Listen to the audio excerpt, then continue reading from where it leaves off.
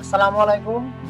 এই মুহূর্তে আমরা আছি আমাদের সাতগ্রামের ঐতিহ্যবাহী সাতগ্রাম জমিদার বাড়ি, যেটাকে অনেকেই ভূতের বাড়ি হিসেবে চেনে। এটা প্রায় 150 বছরের পুরনো একটি জমিদার বাড়ি এবং এটাকে সবাই সাতগ্রাম জমিদার বাড়ি হিসেবেই চিনে থাকে।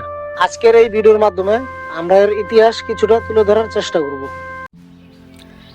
এই বাড়িটি দেখে এখন আর কেউ বলবে না এটি কোনো জমিদার বাড়ি।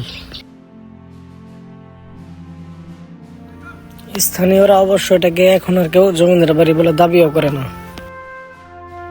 এক সময় এই জমিদার বাড়িটির নাম ছিল মনোরম আবাস। এখানে দেখার মতো এখন আর তেমন কিছুই নেই। এই বাড়িটি আনুমানিক 1850 থেকে 1870 সালের মধ্যে নির্মাণ করা হয়।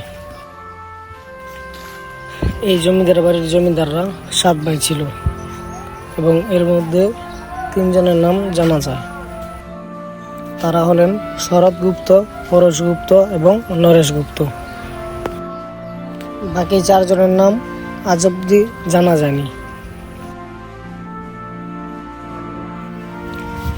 এই জমিদার বাড়িটি বাংলাদেশের অন্যান্য নিদর্শন সমূহের মতো পুরনো হলেও সঠিক যত্নের অভাবে বাড়িটি ধীরে ধীরে ধ্বংসপ্রাপ্ত হয়ে যাচ্ছে।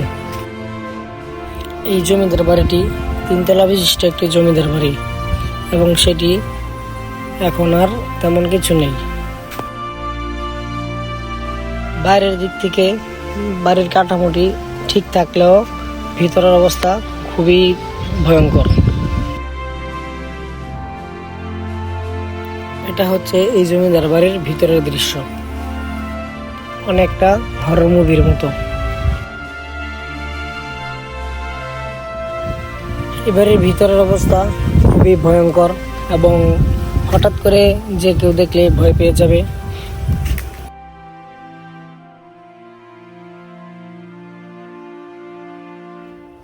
চারিদিকে শুধু শিকড় আর শিকড় এবং শিকড়ের ছড়াছড়ি।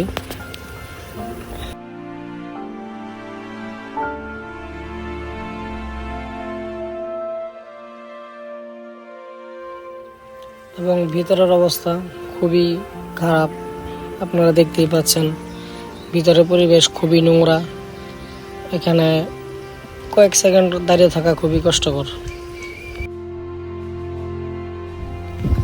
জঙ্গলের মতো একটা অবস্থা হয়ে গিয়েছে, ভিতরে মারাত্মক দুর্গন্ধ এবং চারিদিকে বিভিন্ন লতা পাতা ছড়িয়ে ছিটিয়ে আছে।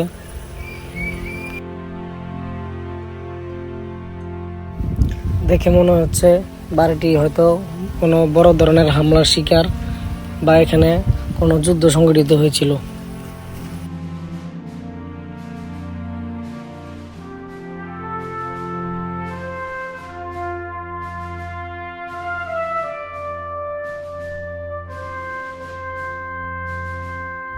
এই বাড়ির উপরে ওঠার যে সিঁড়ি, অর্থাৎ 2 তলা ও 3 তলায় ওঠার যে সিঁড়িটা, সেটার অবস্থা আপনারা দেখতে পাচ্ছেন এবং এটার অবস্থাও খুবই ভয়াবহ। সিঁড়ি প্রায় ধ্বংসের দ্বার প্রান্তে চলে গিয়েছে এবং এখানে এখন আর ওঠা যায় না বললেই চলে।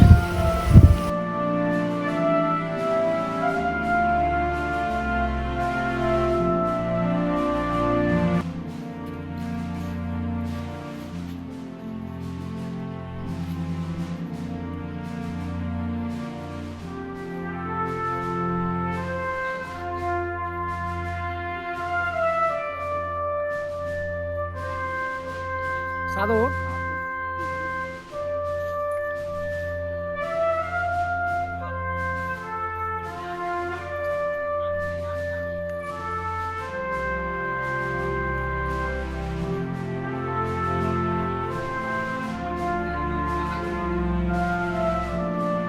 সিঁড়ি দেওয়া যেত না।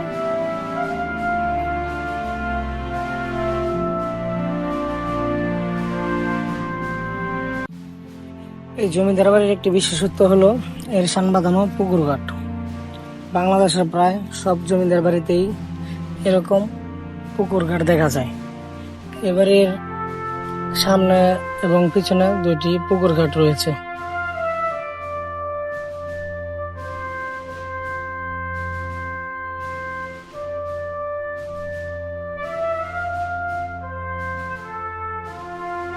আমার পাশে এখন যে গাছটি দেখতে পাচ্ছেন এটি একটি আম গাছ, এবং এই আম গাছটিও বাড়িটির মধ্যেই 150 বছরের পুরনো।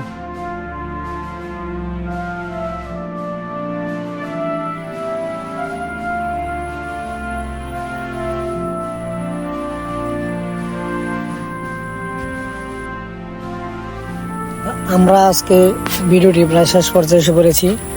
তো যারা আসলে এখানে দেখার জন্য আসতে চান তাদের জন্য লোকেশনটা হচ্ছে ঢাকার যাত্রাবাড়ি বা গুলিস্তান থেকে নৌসন্দির বাসে উঠে পুরিন্দার বাজারে নেমে গেলেই হবে, এবং সেখান থেকে 50 টাকা রিক্সা ভাড়া নেবে। আপনারা রিক্সাওয়ালাকে, যে কোনো রিক্সাওয়ালাকে 7 গ্রাম বাবুর বাড়ি বা জমিদার বাড়ি বললেই সেখানে নিয়ে যাবে।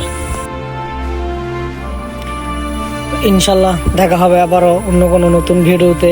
সবাই ভালো থাকবেন। আল্লাহ হাফিজ।